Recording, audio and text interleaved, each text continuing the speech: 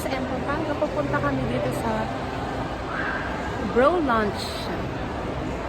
Eyebrow grooming and waxing salon. Ayan na nga guys, nandito na tayo sa Brow Lunch, SM Pampanga at papasok na tayo sa loob. Ayan, nakahiga na tayo dyan at nagsuot na rin tayo ng dress na open para hindi na tayo mahirapan at hindi na tayo magtanggal ng damit natin. So, ipinato ko na lang sa harapan ko yung tuwalya. So, bago kayo magpa-wax guys, kailangan isang buwan pahabayin nyo yung buhok sa kilikili bago magpa-wax. So, ayan na nga guys, ilalagay na nila yung sugar wax. Ayan. Ang ginagamit nila na pagtanggal ng buhok sa kilikili guys is warm sugar wax. Ayan. So, ang pakiramdam niya guys is mainit-init yung sugar wax na nilalagay nila sa underarm. Sa underarm ko dyan. Ayan, medyo may... At yan na nga guys. Tatanggalin na nila. Ayan na, hilain na nila. OMG, gulat na gulat ako guys. Sorry, first time po kasi. Hindi ko naman kasi expect guys na hilahin na ni ate. Ang alam ko ni magbibilang muna siya dun. Ewan ko ba ba't sinurprise ako ni ate at gulat na gulat talaga ako. May pakurot na ako mo kasi kaya katay. Ganyan siguro talaga pag first time magugulatin. Hindi mo expect kung anong feeling. So ayan din sa pangalawang hila niya parang ano na lang. Parang normal na lang. Sarap sa feeling. Sarap sa pakiramdam. Okay mo. Nilalagyan niya ulit ng powder. May pakurot ko mo talaga. Tawa talaga ako kanina sa unang higla niya. Hindi man lang niya ako sinabihan na ready ka naman. Bilang tayo. Talaga. Hinila niya talaga. Hindi kasi sabi naman niya kasi sa akin. Kung aware ka naman daw na mas lalo ka daw parang masasaktan. Mas maganda daw yung gugulati ka na talaga na hilain niya na hindi mo alam.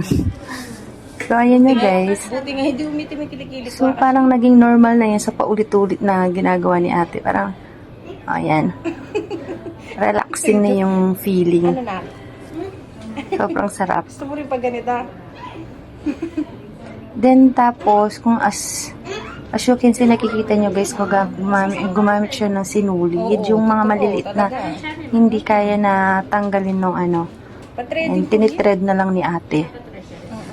So, tinitread na lang ni ate yung mga parang maliliit na balahibo sa kilikili natin. Nagpa-trading na ako dito eh. Hindi ko na lang Sa mga hindi pa nakakatry guys, ayan, ganito na lang ang gawin nyo. Huwag na kayong mag-chanic. Or, inom ka tubig? mas lalong huwag na kayong mag-shave. Ayan, pangit kasi yung shave. Nakakaitim yung shave. Buti nga ako.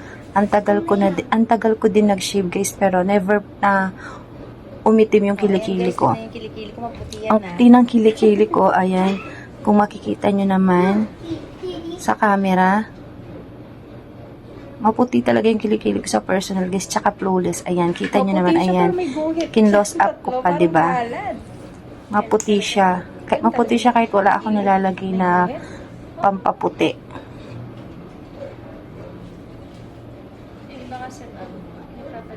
So, ayan guys. Alam nyo na kung ano yung tsura ng kilikili ko, ha?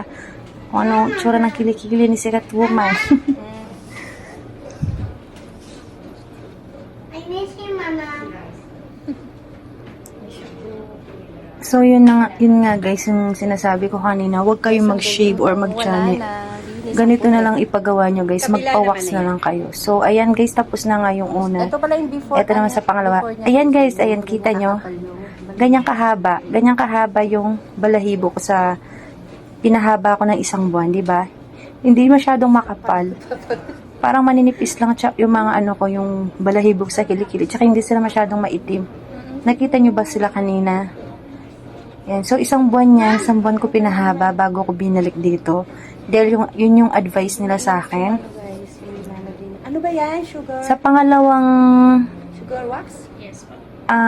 Ni ate dyan, wala na parang wala nang effect sa akin guys.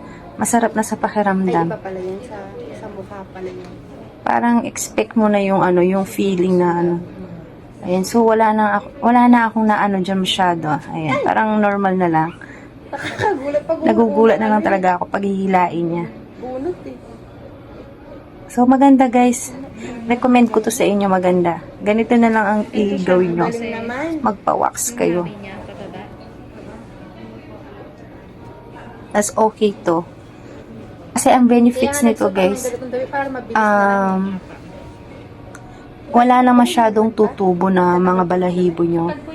Hindi na masyadong kakapal. Baga, meron pa naman tendency na magtutubo. Pero, yung mga parang maliliit na lang na ano, tawag po dun. Yung maliliit na lang na buhok-buhok, pero hindi na talaga yung totally na makapal or mahaba. Yung parang mga baby hair na lang, na hindi na masyadong halata. Yun yung benefits niya. So, maganda. So, ayan, tinatanggal nila yung ano, yung mga maliliit na hindi makuha ng wax.